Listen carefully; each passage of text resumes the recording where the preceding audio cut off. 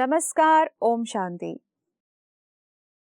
दोस्तों, एक बार फिर से आपका मैं बहुत बहुत स्वागत करती हूँ ज्ञान रत्नों से भरपूर इस कार्यक्रम ज्ञानोदय में संतोष दीदी के संग। ये कहते हैं कि मनुष्य का अच्छा व्यवहार उसको महानता की ओर ले जाता है, और ये भी कहा जाता है कि अच्छा कार्य करने वाला व्यक्ति नाम कमाता है, लेकिन अच्छा व्यवहार करने वाला व्यक्ति दुआ कमाता है। और परमार्थ की ओर भी वही व्यक्ति अग्रसर हो पाता है जिसमें व्यवहारिकता है, जिसमें दूसरों को सुख देने का कर्म निहित है। तो क्या है व्यवहार और क्या है परमार्थ? आज इसी विषय को लेकर के हम चर्चा करेंगे। हमारे बीच में मौजूद हैं हर बार की तरह आदरणीय संतोष दीदी जी। दीदी, आपका आज एक बार फिर से तहे दिल से मैं स्वागत करती हूँ। ओम शांति। ओम शांति। आज जो विषय हम लेने वाले हैं वो एक बड़ा ही कहेंगे टेक्निकल विषय है, जिसे कहेंगे व्यवहार और परमार्थ। व्यवहार के लिए तो ये कहते हैं कि अच्छा व्यवहार, इसका भले आर्थिक मूल्य ना हो जीवन के अंदर, लेकिन ये करोड़ों दिलों को जीतने की क्षमता रखता है। और एक अच्छा व्यवहार ही इंसान को महानता की ओर ले जाता है। और यही व्यवहार यदि वो परमार्थ के लिए उपयोग करता है, दूसरों के लिए परोपकार की भावना, दान पुण्य की भावना, और भी कोई ऐसी सामाजिक गतिविधि इसमें वो यूज करता है, तो भी निसंदेह उसका जीवन बहुत ही सुंदर बनना शुरू हो जाता है। वो ऐसा व्यक्ति ईश्वर के बड़ा समीप आता है। लेकिन पहले तो मैं जानना चाहूंगी कि दोनों शब्द व्यवहार और परमार्थ, ये दोनों में अंतर क्या है? जबकि व्यवहार तो परमार्थ में भी हो रहा है, फिर दोनों में डिफरेंस क्या है? देखो, ऐसा है, जैसा नाणा होता है, पैसा जी। पैसे के दो साइड होते हैं नाणे के, उसी प्रकार जीवन के ये दो साइड है। एक है व्यवहार, दूसरा है परमार्थ। अभी जिन्होंने व्यवहार को प्रधानता दी, उन्होंने जन्म लिया, बड़े हुए, लायक बने, कमाया, बच्चे पैदा किए, घर गृहस्थों को संभाला, उसके बाद कमाया बहुत सारा, कुछ खाया, कुछ उड़ाया, कुछ बैलेंस रखा पीछे वालों के लिए, और खाली हाथ चल पड़े। खुद के लिए कुछ नहीं किया, खुद खाली हाथ। जैसा सिकंदर का मिसाल बताते हैं ना जी। सिकंदर अपना मृत्यु पत्र लिख के गया था कि जब मेरी प्रेत यात्रा निकालो तो मेरे दोनों हाथ बाहर निकालना, क्योंकि उसके पास अक्षौणी सेना थी, उसके पास सारे विश्व का राज था, उसके पास इतना धन पदार्थ था, परंतु वो खाली हाथ गया। उसको ये पब्लिक को सिखाना था। हम लोग पढ़ते थे स्कूलों में, कॉलेज में, पर समझते नहीं थे ये क्या है। हमने भी कभी देखा नहीं था हमारे हाथ भरे हुए है या खाली। विनाशी व्यक्तियों के पीछे लग करके मनुष्यों ने क्या किया? खुद की कभी फिक्र ही नहीं किया, औरों की फिक्र करते रहे। हमारे पीछे वालों को तकलीफ नहीं होनी चाहिए जी। मेरे को आगे चल के क्या तकलीफ होगी वो नहीं कभी सोचा। फिर जब शरीर छोड़ा, मरते समय तड़प तड़प के पश्चाताप कर करके शरीर छोड़ा। अरे मैंने खुद के लिए तो कुछ किया ही नहीं, मैं क्या लेके जाऊंगा साथ में? बिल्कुल। मेरे हाथ तो खाली है। तो ये व्यवहार की लोगों ने परिभाषा कर लिया, पर वास्तव में देखा जावे तो परमात्मा ने आकर के ये बताया कि आप संसार में वसो और संसार में फंसो नहीं। आज का मनुष्य वसने के बदले फंस गया। वसना समझते ना आप?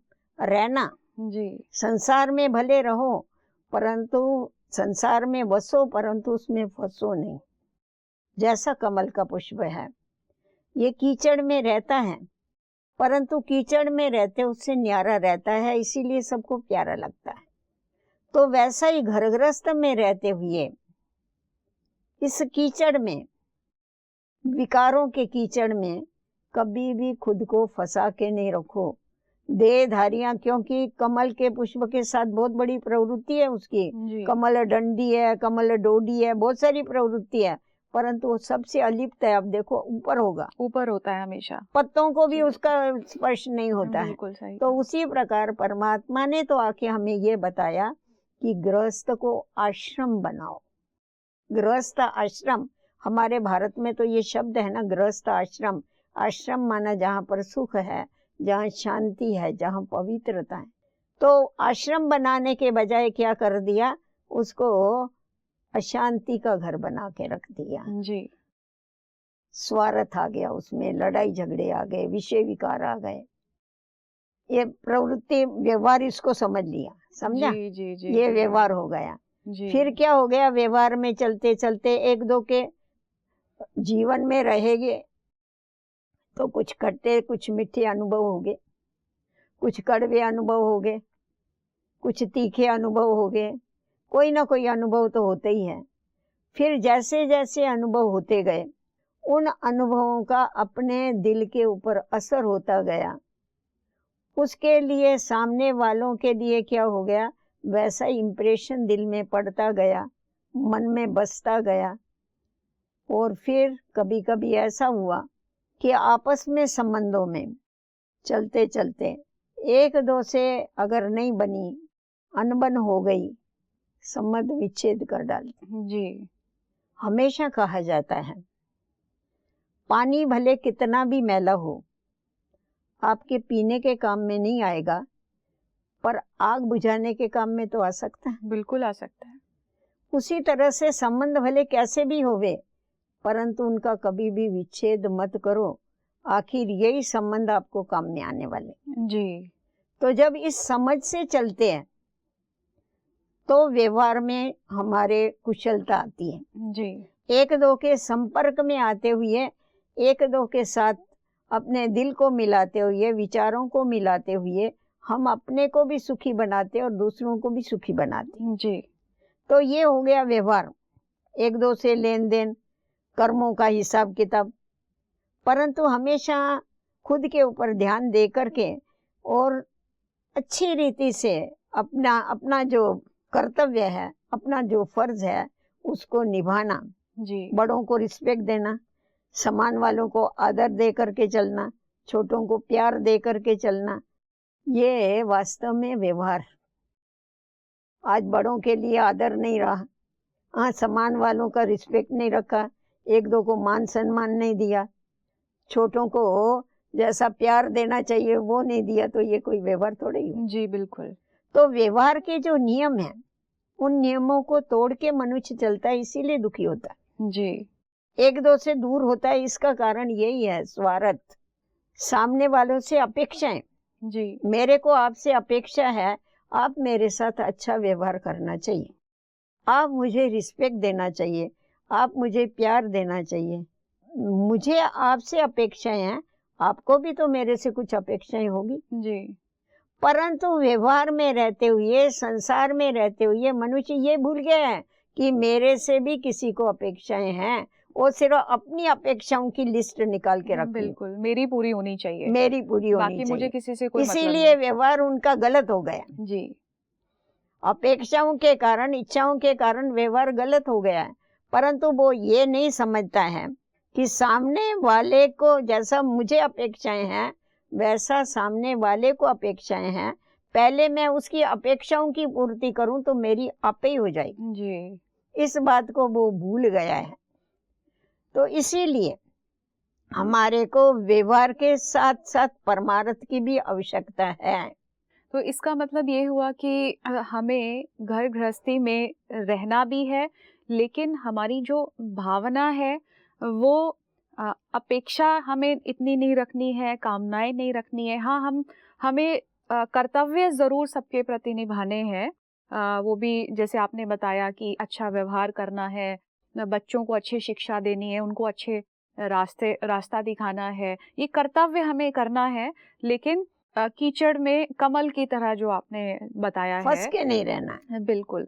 तो मुझे लगता है कि दुख अशांति का कारण का बीज तो फिर आपने स्पष्ट कर ही दिया है कि दुख अशांति किस कारण से होती है, क्योंकि जैसे आपने बताया कि हम एक दूसरे की दैहिक वृत्तियों में फंस जाते हैं, कामनाएं दैहिक उत्पन्न वृत्तियों होती में है। फंसते हैं, अपेक्षाओं में बढ़ती जा रही हमारी अपेक्षाएं जी दिन प्रतिदिन जी कम होने के बजाय बढ़ती जा रही है, जी तृष्णाएं बढ़ती जा रही है, जी तो क्या होगा, दुख और अशांति तो होगा ना। बिल्कुल। तो इसीलिए परमात्मा कहते हैं तुम संसार में रहो, पर संसार तुम्हारे अंदर नहीं रहना चाहिए। जी मतलब ये हो गया, तुम संसार में भले रहो, परंतु यहाँ संसार नहीं रहे, यहाँ परमार्थ रहे, जी। यहाँ पर ईश्वरीय याद रहे।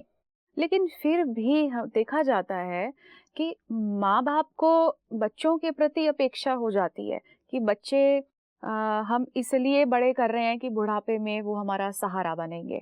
बच्चों को ये अपेक्षा रहती है कि माँ बाप से हमको प्रॉपर्टी मिलेगी। ये अपेक्षा तो इससे कोई छूटा हुआ नहीं है। फिर ऐसे में कैसे आदमी निर्लिप्त रहे इन सभी बातों को लेकर के? देखो मेरी बात सुनो, अभी माता पिता के पास प्रॉपर्टी है तो बच्चों को ही मिलने वाली। जी प्रॉपर्टी लेने के लिए तो सब कुछ करते हैं, परंतु माता पिता की सेवा आजकल कितने बच्चे करते हैं? बहुत ही कम। बहुत कम करते हैं। तो प्रॉपर्टी लेने का करते हैं और सेवा नहीं करते हैं, ये कोई उनका कर्तव्य हुआ? जी जी जी तो अपना कर्तव्य निभावे ना। माता पिता चाहते इसीलिए बच्चों को कि हमारे को बच्चा हो गया, हमारे को बुढ़ापे की लाठी बनेगा जी हमारे, जी तो लाठी निकल जाती है। आजकल हम देखते हैं बेचारे वृद्धों को, वो कितने वृद्धाश्रम में रहते हैं। वृद्धाश्रम में जाके रहते हैं, उनकी जीवन कितनी दुखी होती है। जी तो मनुष्य अपने कर्तव्य को भूल गया है ना। परमार्थ तो छोड़ दो, पर व्यवहार भी भूल गया। बिल्कुल। नहीं तो हमारे भारत भूमि में ऐसा नहीं था, हमारा तो वसुदेव कुटुंबकम की भावना थी। श्रेष्ठ संस्कारों की बात होती कितनी, थी। हाँ, फिर और कितना फायदा होता था उससे इकट्ठा रहने से। जी हर एक बात का फायदा होता था। और एक दो से अनुभव सीखते थे, एक दो के गुणों को ले सकते थे, एक दो की मदद लेते थे। कोई फाइनेंस का प्रॉब्लम आता था तो वो हल हो जाता था, सभी भाई मिलकर के करते थे। तो जी परंतु आज इतने जो प्रॉब्लम बढ़ रहे हैं ना बहन, इतना जो डिप्रेशन बढ़ रहा है, मेंटल डिसीज बढ़ रहे हैं, उसका कारण यही है, सब इंडिपेंडेंट। जी समझे, हमको इंडिपेंडेंट रहना है। अरे भगवान कहता है मैं भी इंडिपेंडेंट नहीं हूँ, मेरा भी तुम बच्चों के ऊपर डिपेंड है। जी मैं भी तुम्हारे बगैर कुछ नहीं कर सकता हूँ। हम कैसा इंडिपेंडेंट रह सकते हैं? आज हमारे को सुखी होना है तो हमारे को सर्व का सहयोग चाहिए। इसीलिए कहा जाता है सर्व के सहयोग से सुखमय संसार। संसार को सुखी बनाना है तो हर एक का सहयोग चाहिए। जी अगर सहयोग नहीं है तो सुखी नहीं है।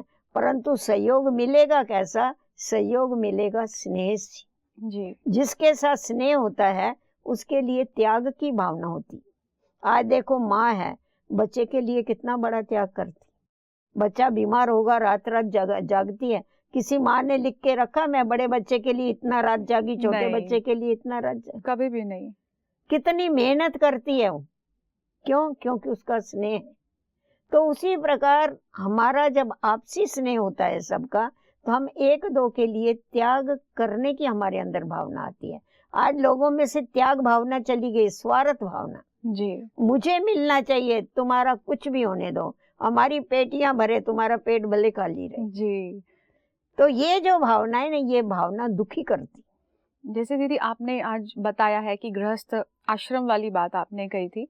आजकल देखते हैं कि आज शादी हुई तो 5 महीने बाद तलाक। आज ऐसा हुआ।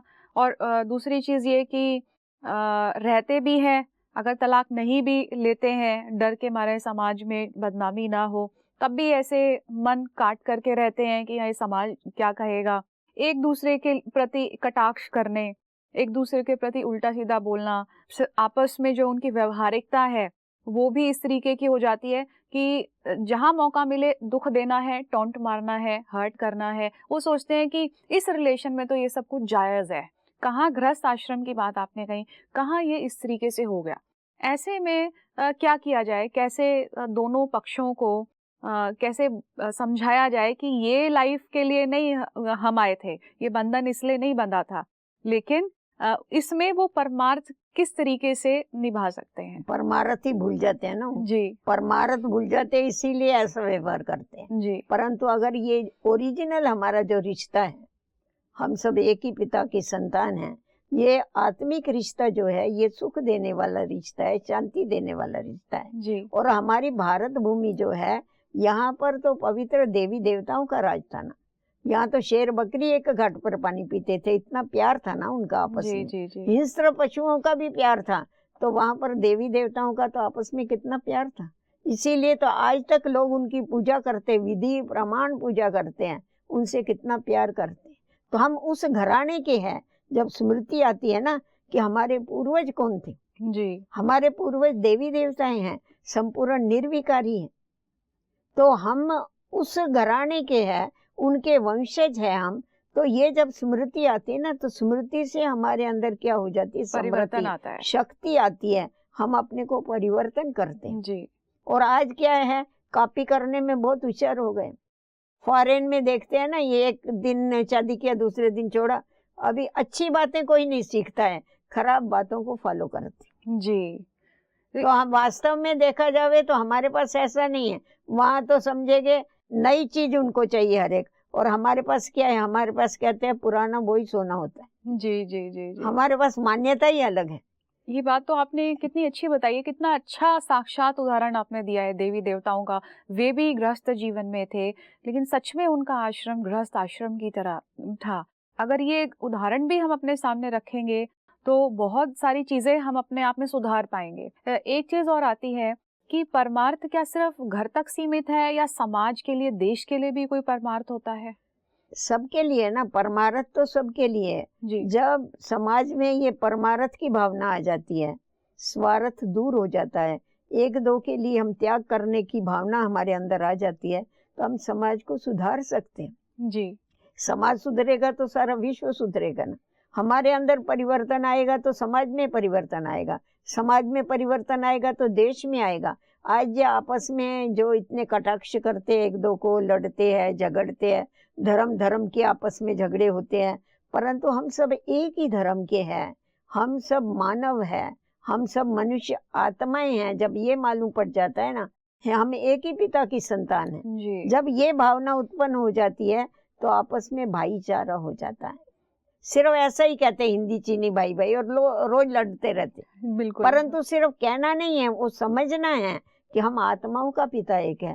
सबके धर्म अलग अलग है, सबकी भाषाएं अलग अलग है, सबकी जाति अलग अलग है, फिर भाई भाई क्यों कहते? बिल्कुल क्योंकि आत्माओं का पिता एक होने के कारण हम सब आपस में भाई भाई है। जी और हमारा पिता जो परमात्मा शिव है, वो शांति का सागर है, वो सुख का सागर है, वो आनंद का सागर। जी तो हमारे को वो जो गुण है वो वर्षे में मिलते हैं, पर आज हम उसको भूल गए हैं, इसीलिए हमारी ये हालत हुई है।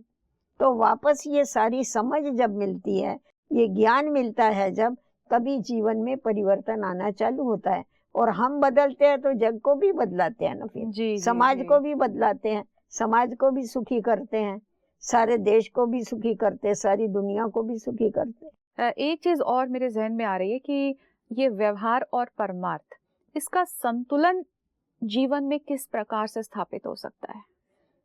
हमेशा अगर हम ये ध्यान में रखते हैं, धर्म का मतलब होता है धारणाएं। जी तो जो भी हमारी धारणाएं हैं, नियम हैं जीवन में चलने के, उन नियमों को हम सामने रखते हुए आदर्श क्या है, हमें अपने जीवन को ऊंचा बनाने के लिए जो आदर्श है हमारे आगे, उनको अगर हम फॉलो करते चलते हैं, और हमें इसके लिए थोड़ा सा टाइम निकालना होता है।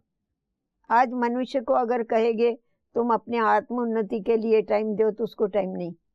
आज आप थोड़ा सा ईश्वरीय याद के लिए समय दो, तो उसको टाइम नहीं। जी और बातों के लिए टाइम है, तो मतलब उसने व्यवहार को इतना इम्पोर्टेंस दिया है ना, कहेंगे हमारे को 1 घंटा भी नहीं मिलता है। जी परंतु वास्तव में देखा जावे तो परमात्मा ने हम बच्चों को बताया है, देखो दिन की 3 घड़ी होती है, एक 8-8 24 घंटा है ना, 24 जी। घंटे के आप 8-8 घड़ी करो तो कितना होगा? हाँ हाँ, जी 8-8 घंटे 3 24 हो गया। 24 हो गया ना। तो भगवान कहता है तुमको व्यवहार और परमार्थ मिक्स करके चलना है, संतुलन करके चलना है, तो 8 घंटा तुम अपने कार्य व्यवहार में लगाओ, काम धंधा करो, जी जरूर करना पड़ेगा, नहीं करेंगे तुम्हारा शरीर निर्वाह कैसा चलेगा। बिल्कुल 8 घंटा तुम पर्सनल खुद के लिए लगाओ, आराम करो, साथ में बाल बच्चों को संभालो, जो भी तुम्हारे को करना है वो करो।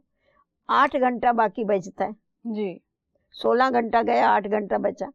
8 घंटा जो तुम्हारे को बचा है, तो कहा जाता है एक घड़ी आधी घड़ी, कम से कम एक घड़ी माना 8 घंटा आप आत्मोन्नति के लिए तो लगाओ।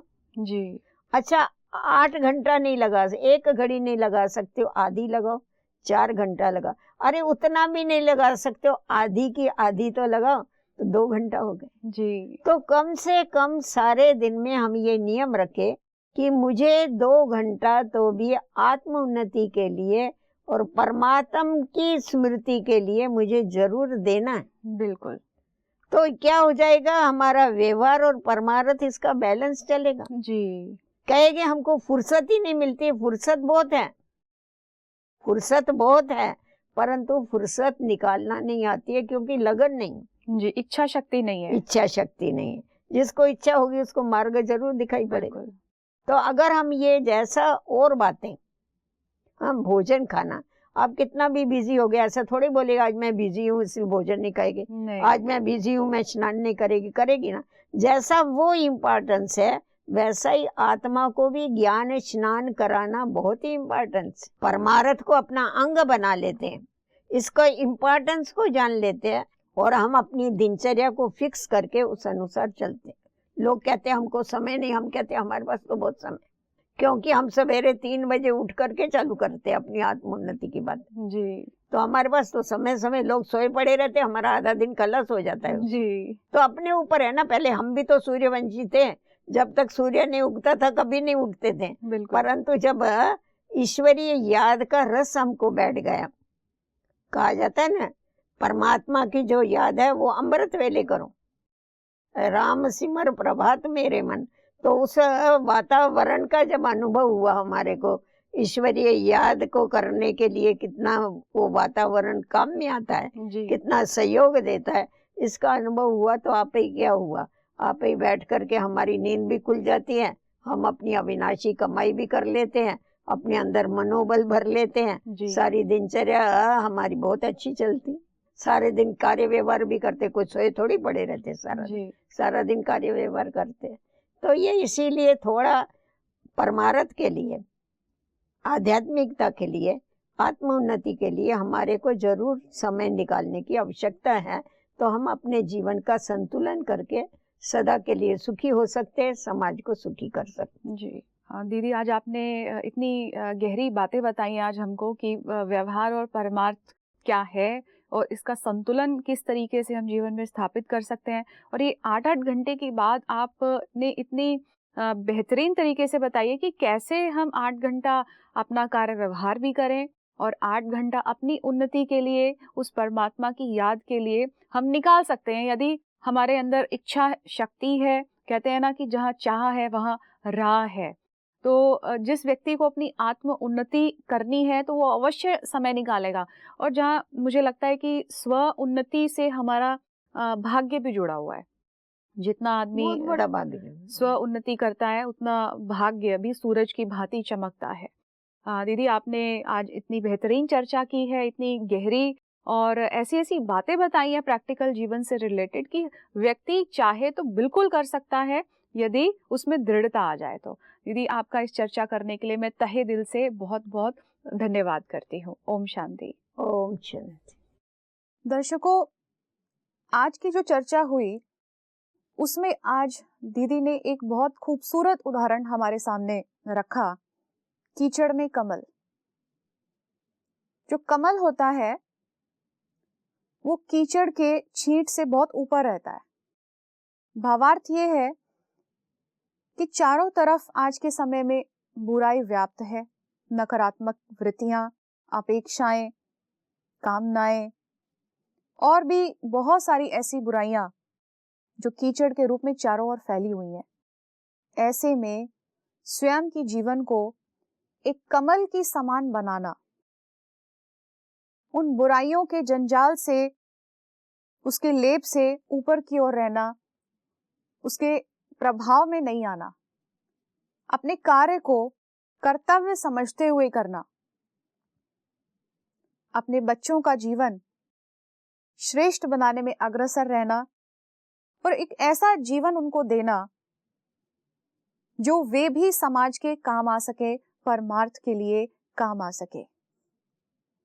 और सबसे अच्छी बात इसमें यह है कि ऐसी जीवन बनाने के लिए हमें जीवन में संतुलन का होना बहुत आवश्यक है। जैसे दीदी ने बताया कि 8 घंटे हम व्यवहार करें, क्योंकि जीवन है, जीवन का निर्वाह तो हमें करना ही है, लेकिन 8 घंटा हम स्वयं की उन्नति के लिए जरूर निकालें और परमात्मा को भी याद करें। तभी हमारी संपूर्ण उन्नति जीवन के अंदर संभव हो सकती है। तो आज का ये एपिसोड हम यहीं समाप्त करते हैं। अगले एपिसोड में आपसे फिर से मिलेंगे। तब तक के लिए दीजिए इजाजत। नमस्कार। ओम शांति।